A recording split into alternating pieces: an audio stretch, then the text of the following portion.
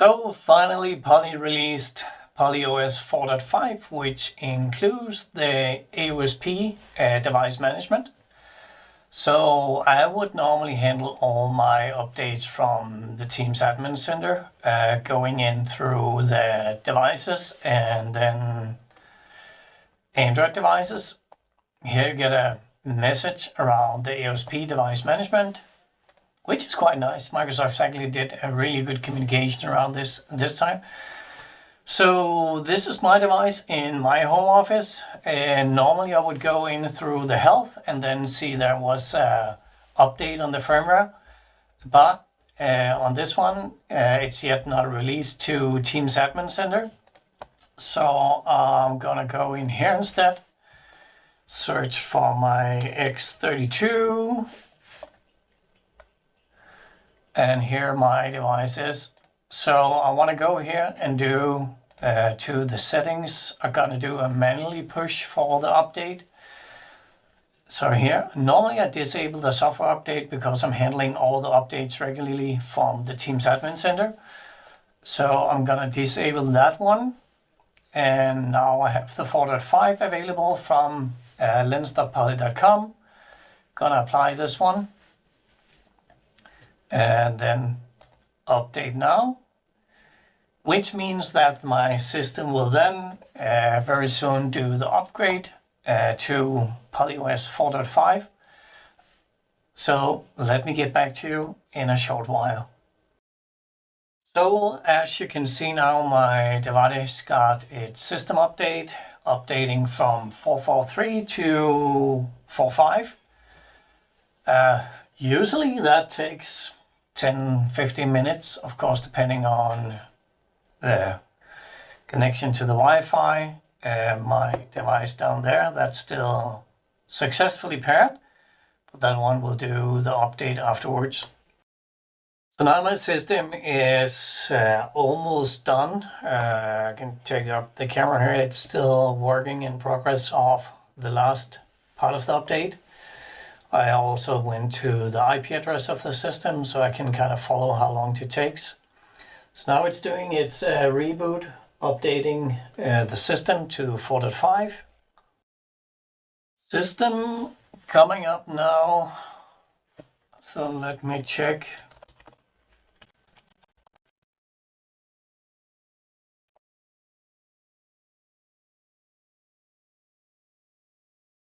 Yeah. So that one is actually on 4.5 right now. Let's go to the Teams Admin Center to see if it actually updated already. That one still says 4.4.3. Gonna take a cloud moment for Microsoft to get that information about the update.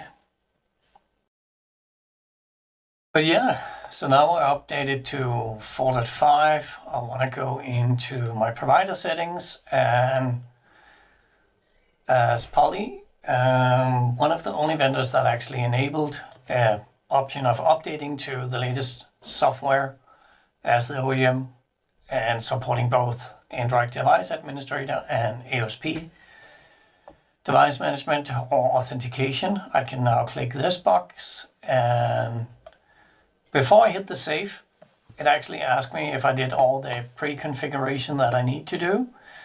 So let me go into Intune. So what I've done in here is going to devices, go to the Android devices and the enrollment. So under corporate owned user associated devices, here I added my Android AOSP. As you see, I have 0 devices enrolled right now. So basically what I've done is enable it for Teams devices. There's not a lot of settings you can do in there. I could, even though that I'm not allowed to create more than one. You basically create the name for it. Then you enable the Microsoft Teams devices. As I said, you can only create one for Teams devices, no matter if it's Teams Rooms on Android, if it's a Teams Android phone, or if it's a Teams panel outside of your meeting room as a booking panel. So this is the first step that I've done. This is the mandatory step. Then I went to a filter. So basically I created a filter for all Poly devices. Just the device manufacturer contains Poly. And then I did go into the compliance policies, created a policy for AOSP. And in here, my properties is then going with root devices. Of course, I'm blocking those. I have a minimum OS version, the Android version 10. I did also require the encryption on the storage on the device. And then as mark compliant, I usually give it in 1 day, just in case that it's not getting all the tags from the start. I still give it 1 day to actually be mark compliant. And then I included my group, which are the Poly devices, and then I hit the save button. After that, I went into the configuration, and there I did a device restriction for Android devices. Basically added the same group, so hit it all devices. Then I did a filter on my Poly Teams devices, and that was basically it. The only thing that you can set as of now, that is block screen capture. So that was what I did. So yeah, I did my homework, hopefully, and then I'm gonna hit the save button. And as you see over here, now it's actually switching the Teams authentication. So this is something that should be done without any user interaction on the device. So there you go. Now it should have switched to the new authentication way, which is AOSP device management. So if I go over to my Teams devices, Teams runs on Android, hit my system over here and click on the health, you see that it changed, so I don't have the company portal anymore. It have the authenticator and the Intune app, and this is what we want to see. So if your device still have, let me take all the X32, if your device still have the company portal, then it's still using Android Device Administrator. So that's something that you need to have in mind. So let's go back to the Meet Last device. Here you got the Authenticator app and Intune app. I could then also check for my Touch Console. And as you probably remember, that one did not get the update yet from the PolyOS update. So that one is still using the company portal. Microsoft did a really nice thing, so it does actually support having the Touch Console in Android Device Administrator and the device itself in AOSP. So let me just, so you can see it, take that one down there. So this one, as you know, or just saw, this one is running Android Device Administrator. If I hit the join button there, then the system actually joins over here.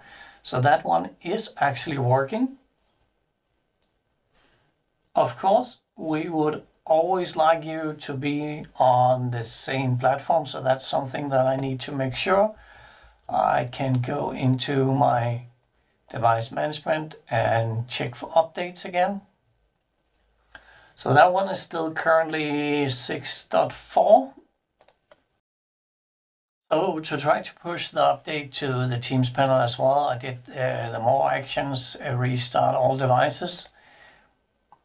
Oh, there you go again. So now it's actually updating the peripherals, which means that the peripherals in this case are the Touch Console. So there was a short workaround for that to get the update to the TC10 panel. So now it's getting its update. If I look into the device itself, I do also see what it is updating. Yeah, so there you go. It is the TC10 which is doing the upgrade to 4.5. So let me give that a short while. So now we're quite close to the final installation of 4.5 onto the TC10. So hopefully that will then reboot and re-authenticate using Android. No, not Android Device Administrator. That was what it used to be. So it will use AOSP Device Management or AOSP Authentication. So 1 minute left, waiting like crazy to get it up and running. So that little workaround by restarting both devices actually pushed the 4.5 to the TC10. Of course, this shouldn't be needed normally. Normally I would do everything from Teams Admin Center, go into each device, of course, do the update from here. And one thing that you need to be aware of is that you also need to do the upgrade, or at least check that the upgrade is also done for the TC10. Under health, you can then see it. Right now it says it's still on 6.4, it should go to 6.5. But it is still in the final progress of updating. As you can see, the TC10 went into a reboot, I think.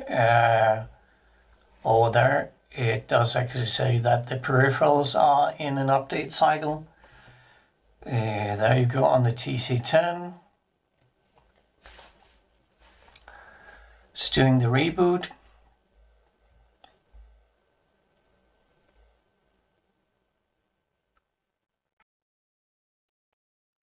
And with everything else in Microsoft Teams, of course, I want to do a control rollout, testing a few devices before I do the major rollout. If I have several devices in the same location, I would definitely also consider not upgrading all devices to AOSP at the same time, just in case that there are any issues with the re-authentication. So there you go, it's going into hopefully Teams again. It should connect with the X32 that I have up here. So now successfully paired with my system, switching Teams authentication, which is quite nice.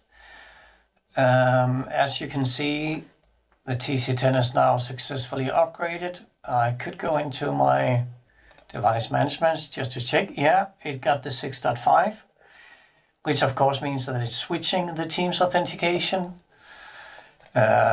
We did that small text box with the AOSP authentication. So you kind of being able to upgrade all devices to 4.5 and then hit that small tick box to do the authentication on a few devices. That could also be done from Lens actually. So if I go to X32, into my settings, and where did that go?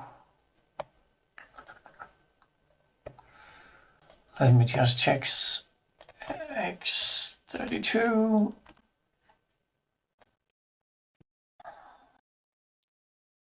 Under my settings, and you can also go into general under provider. There you have the AOSP authentication as well. So X32 might be because it's just rebooting. Oh, of course I did disable it for the Lens configuration.